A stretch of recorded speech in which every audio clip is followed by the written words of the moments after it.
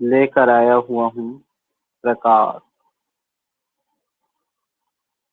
प्यारे मित्रों, आज हम प्रकाश पढ़ेंगे और प्रकाश में प्रकाश का परावर्तन तथा अपवर्तन। तो आप जानते ही हो कि प्रकाश वह ऊर्जा है जिसके द्वारा हम वस्तुओं को देख सकते हैं। प्रकाश एक ऐसा ऊर्जा है जिसके द्वारा हम वस्तुओं को देख सकते हैं। तो प्रकाश वह ऊर्जा है जिसके द्वारा हम वस्तुओं को देख सकते हैं। और अब देखो प्रकाश के गुण, जो प्रकाश के गुण होती है वह गुण जो है, प्रकाश के जो गुण होती है, प्रकाश सरल सीधी रेखा में ही गमन करता है। जो प्रकाश होता है वो सरल एवं सीधी रेखा में ही गमन करता है।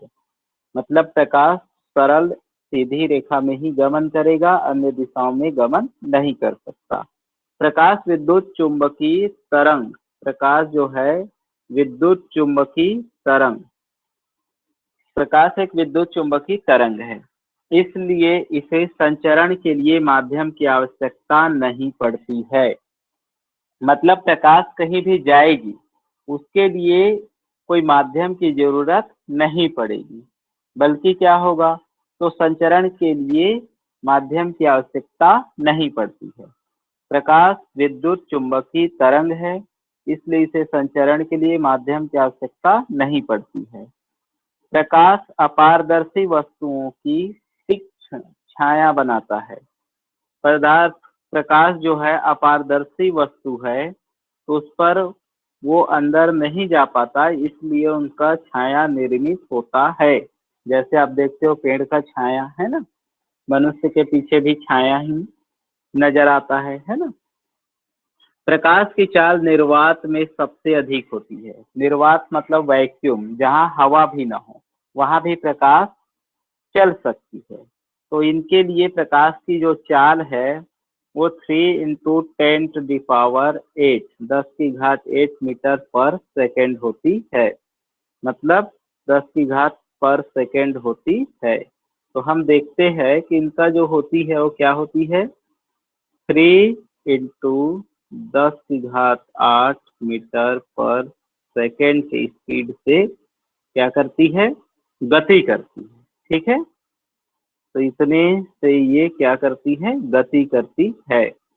तो हमने देखा कि प्रकाश के जो गुण होता है, प्रकाश सरल रेखा में गमन करती है, और जो प्रकाश होती है प्रकाश सरल रेखा में गमन करती है।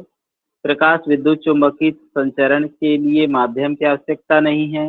प्रकाश अपारदर्शी वस्तुओं के तीक्ष्ण छाया बनाता है, और प्रकाश की चाल निर्वात में सबसे अधिक मतलब 3 × 10⁸ मीटर पर सेकेंड होती है।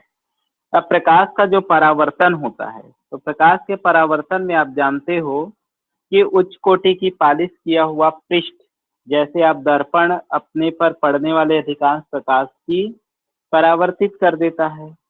तो प्रकाश का परावर्तन में किसी उच्च कोटि का पालिश किया हुआ पृष्ठ हम देते हैं। जैसे हम दर्पण लेते हैं, दर्पण के पिछले पृष्ठ में पालिश किया हुआ होते हैं, तो वो क्या होता है, अधिकांश चीजों को परावर्तित कर देती है। अब प्रकाश के परावर्तन के अगर हम नियम देखा जाए, प्रकाश के परावर्तन के, तो उनके कई नियम हैं। तो जैसे हम देखते हैं कि प्रकाश के परावर्तन के नियम, तो प्रकाश के परावर्तन क्या करता है, जब कोई पृष्ठ पर, कोई सतह पर, जैसे ये है कोई सतह पर अगर प्रकाश पड़ता है, जैसे ये समतल सतह है और ये प्रकाश इधर से आपतित होती है और इस बिंदु पर रहती है और यहाँ से टकराकर वापस चली जाती है, इस कंडीशन में प्रकाश पूरी तरह से परावर्तित हो जाती है। तो प्रकाश जब पूरी तरह से परावर्तित हो जाती है तब हम क्या करते हैं, तो इसे प्रकाश का परावर्तन कहते हैं। तो प्रकाश के परावर्तन के दो नियम होते हैं, आपतन कोण, परावर्तन कोण, आपतन कोण, आप जो आपतन कोण होती है ना, जो आपतन कोण होती है वो परावर्तन कोण के बराबर होता है। आपतन कोण परावर्तन मतलब ये वाला इसके बराबर होगा, ठीक है। तो ये वाला इसके बराबर होगा, मतलब कहा जाए कि दोनों ये आपतित किरण और ये परावर्तित किरण आपस में क्या होगी, बराबर होगी। मतलब ये आपतित किरण है और ये परावर्तित किरण है, यहाँ से बनने वाले जो कोण होंगे मतलब आई और आर का जो कोण आई होगा और कोण आर वो आपस में बराबर। अगर हम देखते हैं तथा इनका दूसरा नियम ये बोलता है कि जो आपतन कोण होती, आपतित किरण दर्पण के आपतन बिंदु तथा अभिलंब तथा परिवर्तित किरण सभी एक ही तल पर स्थित होती है। मतलब यह परावर्तित किरण अभिलंब एक ही बिंदु पर स्थित होती है। ये इनका दो नियम है। तो हम देखते हैं कि इसमें जो किरणें आती है, हम देखते हैं कि जो भी किरणें आएगी है ना, तो जो किरणें आती है वो आपतित किरण, जब किरण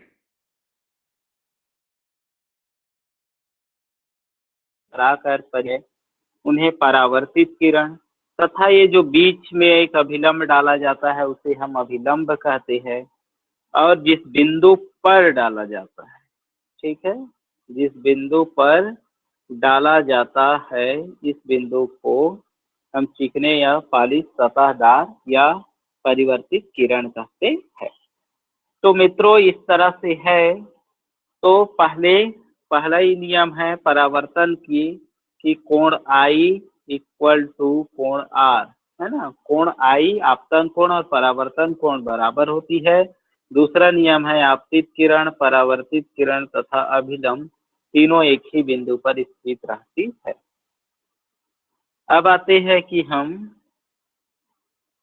आते हैं कि इसमें प्रतिबिंब कैसे बनती है। प्रतिबिंब, तो प्रतिबिंब देखते हैं। प्रतिबिंब वहां बनता है जिस बिंदु पर कम से कम दो परावर्तित किरणें प्रतिच्छेदित होती है या प्रतिच्छेदित प्रतीत होती है, वहां क्या बनती है, वहां प्रतिबिंब बनती है।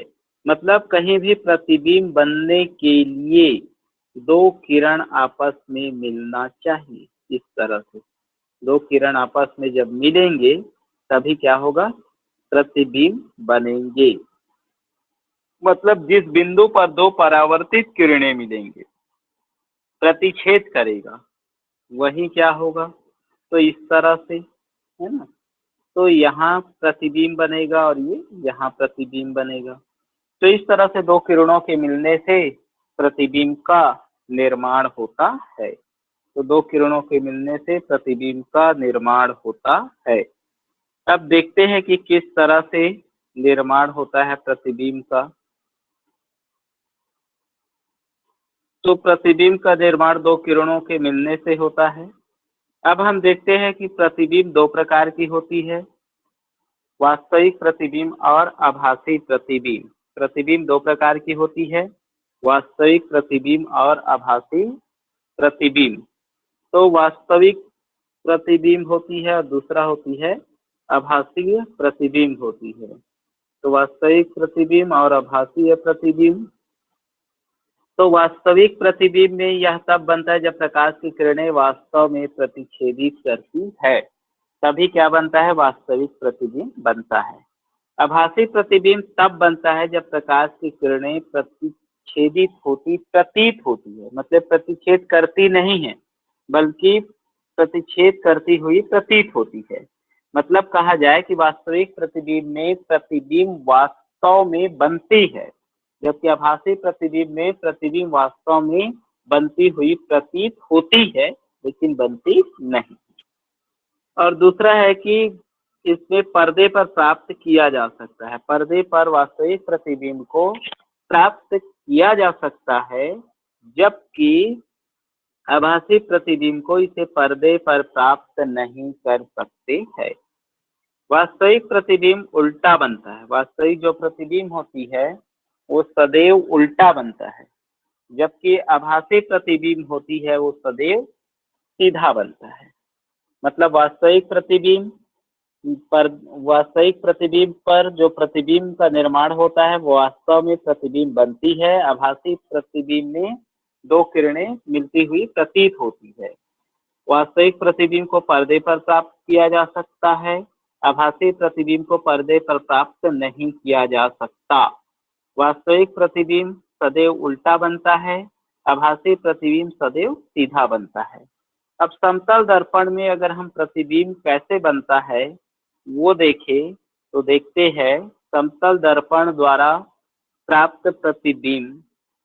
तो समतल दर्पण में आप देख सकते हो ये सीधी है ना, और इनके बीचों बीच एक रेखा, ठीक है, ये किरण है। अब यहाँ से कोई आपतित किरण यहाँ और यहाँ से फिर इस दिशा में, तो ये अंदर आई होगा और ये अंदर आर होगा, ठीक है। तो आप इसमें देख सकते हो, है ना, कि ये एक समतल दर्पण है ना, इस तरह से। अब इसमें किरणें ये आपतित है, ये परावर्तित किरणें हैं, है ना, और इनको हम पीछे की ओर बढ़ा देते हैं। अब ये पीछे की ओर बढ़ता है और जाके यहाँ ए देश पे मिल जाता है ना। तो ये क्या हो जाता है, ए देश में मिल जाता है।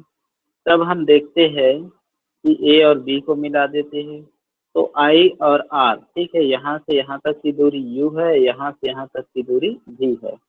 तो समतल दर्पण द्वारा प्रतिबिंब हमेशा लेफ्ट में बनता है, ठीक है, हमेशा समतल दर्पण का प्रतिबिंब इस तरह से लेफ्ट में बनेगा। आई और आर, आपतित किरण और परावर्तित किरण, और आई और आर दोनों इक्वल रहेंगे।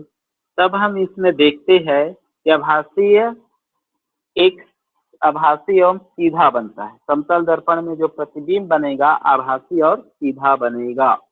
तो जो समतल दर्पण में जो प्रतिबिंब बनेगा वो सीधा और वास्तविक बनेगा, ठीक है। तो आभासी एवं सीधा प्रतिबिंब बनता है। प्रतिबिंब का आकार वस्तु के आकार का बराबर होता है। तो प्रतिबिंब का आकार वस्तु के आकार के बराबर होता है। प्रतिबिंब दर्पण के पीछे बनता है, मतलब इनका जो प्रतिबिंब बनेगा ये इस साइड बनेगा, ठीक है। तो प्रतिबिंब होगा वो दर्पण के हमेशा पीछे बनेगा। तो प्रतिबिंब दर्पण के पीछे बनता है जितनी वस्तु की दर्पण से दूरी होती है। प्रतिबिंब दर्पण के उतने पीछे बनता है जितनी वस्तु की दर्पण की दूरी होती है। तो इस तरह से हमने देखा। और प्रतिबिंब पार्श्व परिवर्तित होता है। जो प्रतिबिंब होता है वो पार्श्व क्या होती है, पार्श्व परिवर्तित होती है। पार्श्व मतलब होता है जिसमें दायां और बायां प्रतीत होता है, बायां भाग दायां और दायां भाग बायां प्रतीत होता है, उसे पार्श्व परिवर्तित कहते हैं। दूसरा देखते हैं गोलीय दर्पण। गोलीय दर्पण का परावर्तक तल अंदर की ओर बाहर से वक्रीय स्थिति में होती है।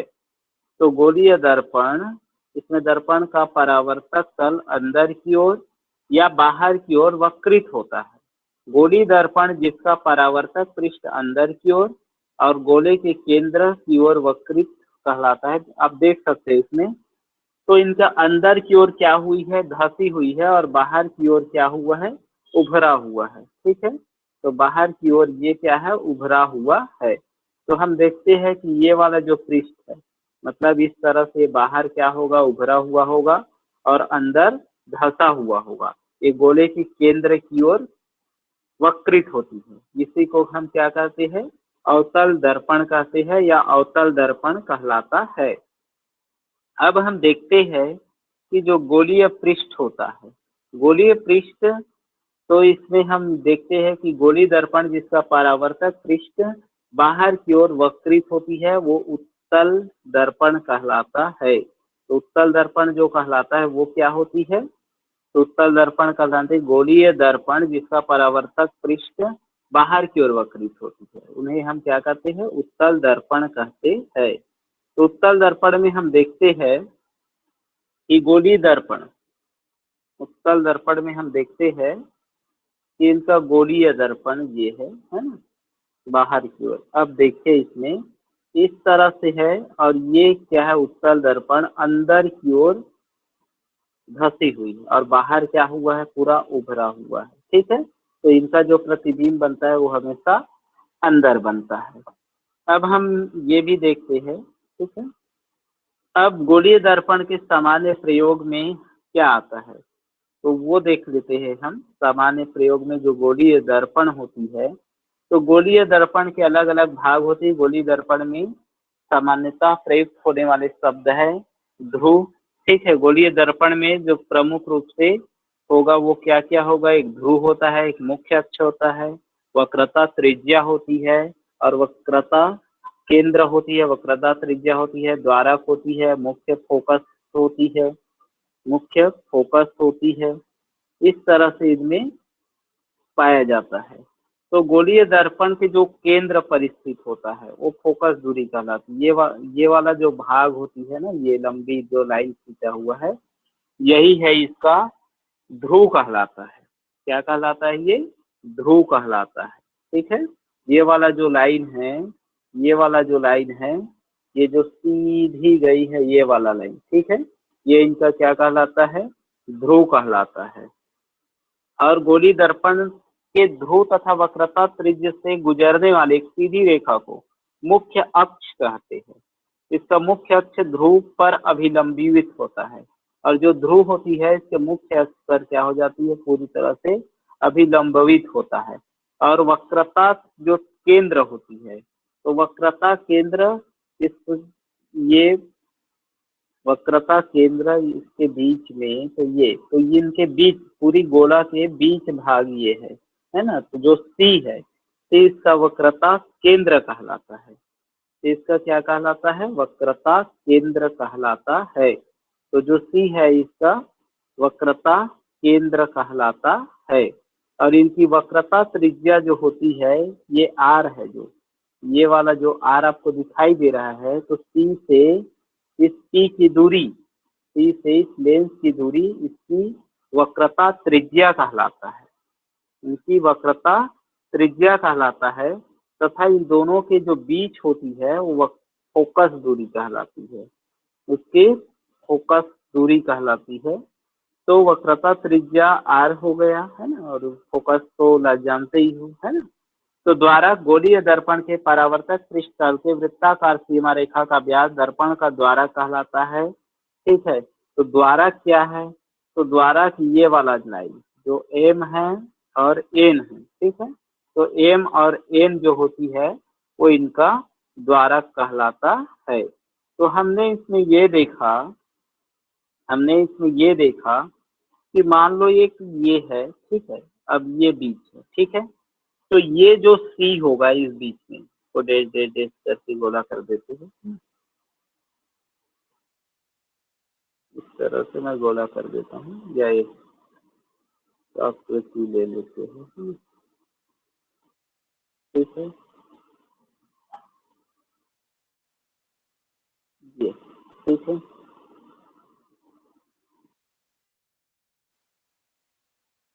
एक दूसरा आकृति ले लेते हैं हम। तो इसमें मैंने एक छोटा सा ब्रेक, अब देखते हैं कि ये वाला जो भाग है ना, ये इसका गोलीय दर्पण हो गया, और इस पर एक लाइन इस तरह से खींचा जाए, तो ये लाइन है क्या है, गोलीय दर्पण के ध्रुव है। ये वाला जो लाइन है गोलीय दर्पण के ध्रुव है। यहाँ इसकी मुख्य अक्ष हो गए, है ना, और ये इसका त्रिज्या हो गया, और ये इसका फोकस। ठीक है, तो ये और हम वीडियो में ये, ठीक है। तो इस तरह से इसमें क्या होती है, मुख्य फोकस होती है, द्वारक होती है। ठीक है, तो आज के लिए इतना ही। अब हम बाकी नेक्स्ट क्लास में देखेंगे। अगर आपको हमारे वीडियो पसंद आए तो इन्हें लाइक कीजिए, सब्सक्राइब कीजिए तथा शेयर कीजिए। बहुत बहुत धन्यवाद आप लोगों की जो हमारे चैनल में आए हैं। बहुत बहुत धन्यवाद, बहुत बहुत आभार आप सभी मित्रों का।